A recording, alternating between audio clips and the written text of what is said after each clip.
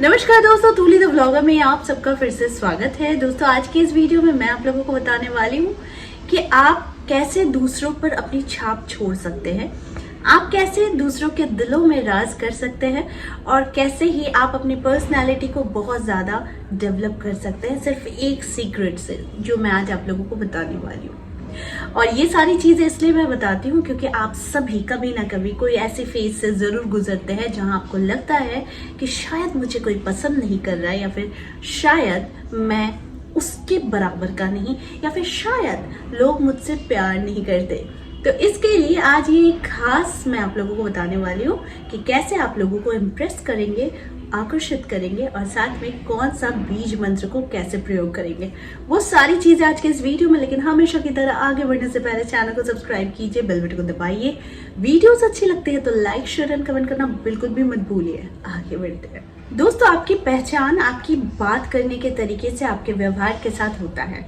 भले आप by nature बहुत ज्यादा आप बबली नेचर के हो, या फिर आपको लगता है कि आप मुंह पर बोलने वाले हो, लेकिन एक सॉफ्टनेस जो आपकी बातों में होनी चाहिए, ताकि अक्सर आप लोगों को पता ही होगा कि हमारी जो पर्सनालिटी होती है उसके क्रिएटर हम खुद होते हैं।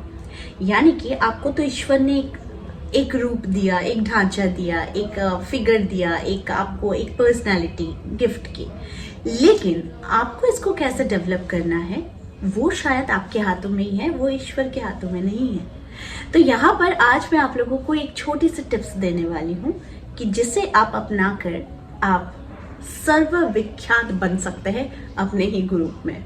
तो वो कैसे बन सकते हैं, सबसे पहले जान लीजिए कि आप जितने पोलाइट रहेंगे, बात बात में thank you, it's okay, mind नहीं करना, या फिर आप ठीक तो हो, ये सारे वर्ड्स जो होते हैं ये मैजिक की तरह काम करते हैं।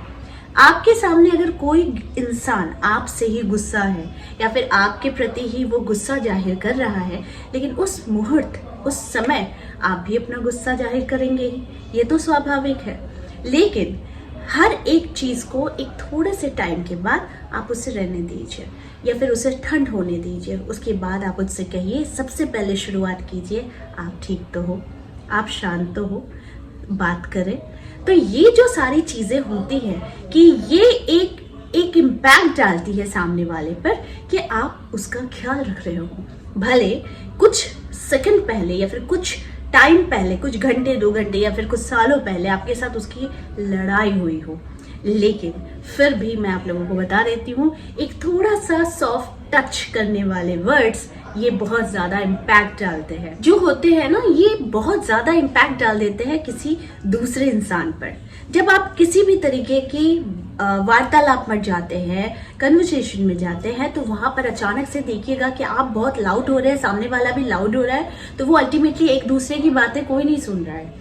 लेकिन एक सुनने वाला होना चाहिए, जो लिसनर होगा वो पहले सुनेगा, सारे मैटर्स को देखेगा, उसके बाद वो अपनी प्रतिक्रिया को जाहिर करता है। ये होता है समझदार इंसान।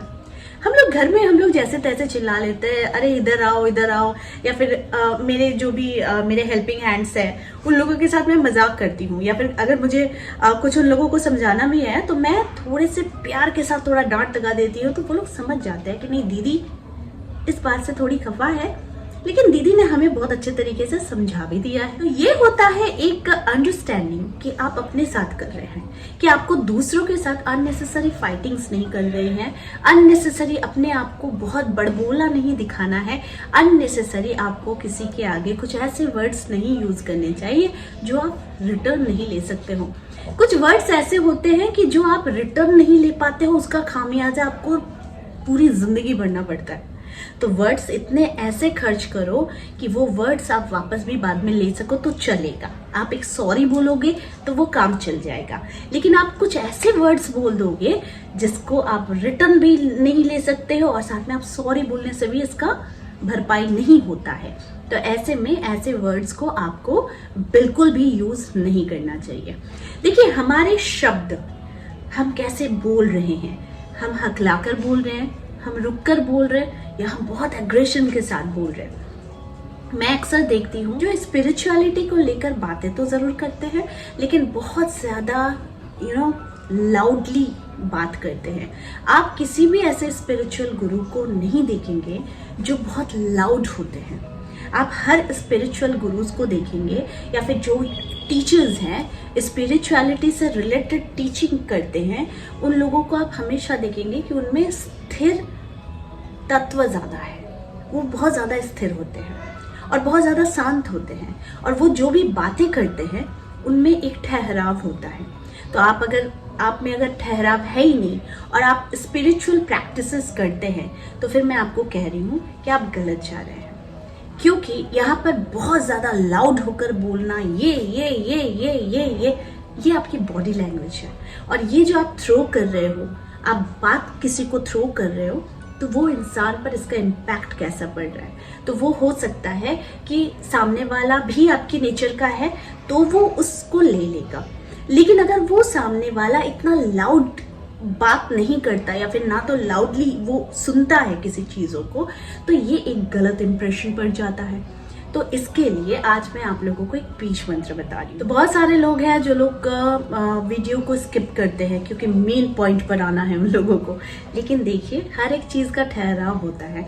कोई भी किसी भी चीज़ को झट से पाले, ये पाने के लिए भी एक पड़ाव होता है। तो उसके लिए वीडियोस में मैंने इतनी सारी बातें आप लोगों को इसलिए कही कि ताकि आपकी बेटरमेंट हो, आपकी लाइफ में प्रॉस्पेरिटी आए, लोग आपसे ज़्यादा आकर्षित हो और लोग आपसे ज़्यादा जुड़ाव महसूस करें। तो ये बहुत ज़्यादा इम्पॉर्टेंट है। दोस्तों, जब हम बहुत गुस्से में बातें करते हैं तो वो होता है मंगल। जब हम बहुत ज़्यादा हकला कर बातें करते हैं या फिर अपनी बातों को रख नहीं कोशिश कर रहे हैं, लेकिन हमारे वर्ड्स जो है वो अटक जा रहे हैं, तो वो होता है मरकरी यानी बुध ग्रह। लेकिन कुछ बातें ऐसी होती हैं जो हम गाली के साथ बोलते हैं और गाली के साथ ख़त्म करते हैं, तो वो होता है राहु। और कुछ बातें ऐसा होता है कि जिसे हम बोलने से पहले ही वेट करते हैं कि वो समझ जाएगा, मुझे ना बोलना पड़े, वो क्यों नहीं समझ रहा है, वो होता है चंद्र। तो इस बात को समझना चाहिए कि कौन से प्लैनेट्स, इसका क्या इम्पैक्ट आपके जीवन में पड़ रहा है। तो ये था बहुत सिंपल एक जो कह लीजिए जिसे मैं प्लानिटरी वाइज में आप लोगों को समझा रही हूँ कि इस तरीके से जो लोग बातें करते हैं, मतलब जो भी पॉइंट मैंने बताया उस हिसाब से आप प्लैनेट्स को समझ सकते हैं। अब मैं बात करती हूँ रेमेडीज की, इसको कैसे सुधारें। सिर्फ अपने ही मन में अगर किसी एक इष्ट देव का नाम आप अगर जपते रहें, जैसे राम राम राम, कृष्ण कृष्ण कृष्ण, या फिर शिव शिव शिव, ठीक है, या फिर हरे कृष्ण हरे कृष्ण हरे कृष्ण, तो आप याद रखिए आपके अंदर वो स्थिरता आएगी, वो शांतपन आएगा और वो आपके अंदर एक मैग्नेटिक ऑरा को विकसित करेगा। और जिस वजह से क्या होगा कि आप देखेंगे कि कुछ ही दिनों में आपकी पर्सनैलिटी बहुत काम हो गई है, बहुत शांत हो गई है कि लोग आपके पास रुकना चाहेंगे। जब आप किसी भी बातों को कहेंगे तो लोग उसे सुनना चाहेंगे।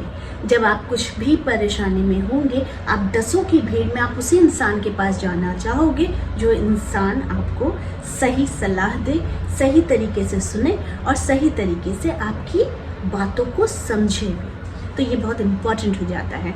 तो यानी कि बहुत सारे लोग हैं, नहीं इससे कुछ नहीं होगा, भगवान के नाम से क्या होता है, या फिर कहेंगे कि इससे नहीं, मुझे थोड़ा बड़ा मंत्र चाहिए, उसी से काम होगा।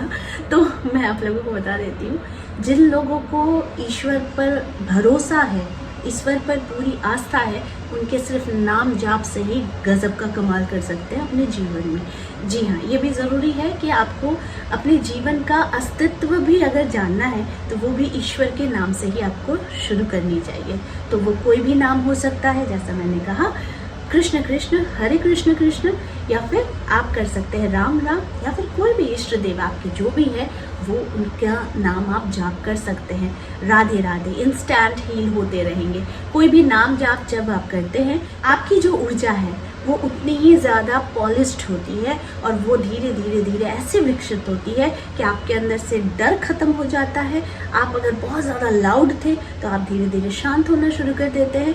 आप अगर लोगों को अपनी फीलिंग्स बता नहीं पा रहे थे तो वो शुरुआत हो जाती है। और आप अगर लोगों के बीच में खुद को अकेला, भीड़ से अलग महसूस कर रहे थे, क्योंकि आप ना तो अपने इमोशन बता पाते हो, ना लोग आपकी इमोशन समझ पाते हैं और ना लोग आपको कोई चांस भी देते हैं बात करने का। अगर ये सारी चीज़ों से आप भुगत रहे हैं तो आप सिर्फ ये सिंपल रेमेडीज़ को यूज़ कीजिए और साथ में आप ये सिर्फ दिमाग में बैठाइए कि बहुत ज़्यादा लाउडली किसी से बात नहीं करना चाहिए।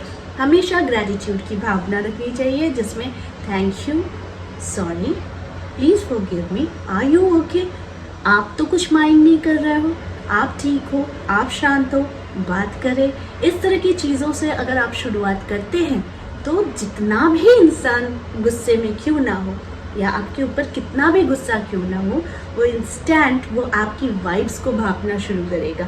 यानी अगर उसकी ऊर्जा बहुत गर्म है अभी, अगर उसका टेम्पर बहुत गर्म है, तो वो आपके जो ठंडक वाले वाइब्स होते हैं ना, वो उससे शांत होना शुरू कर देता है।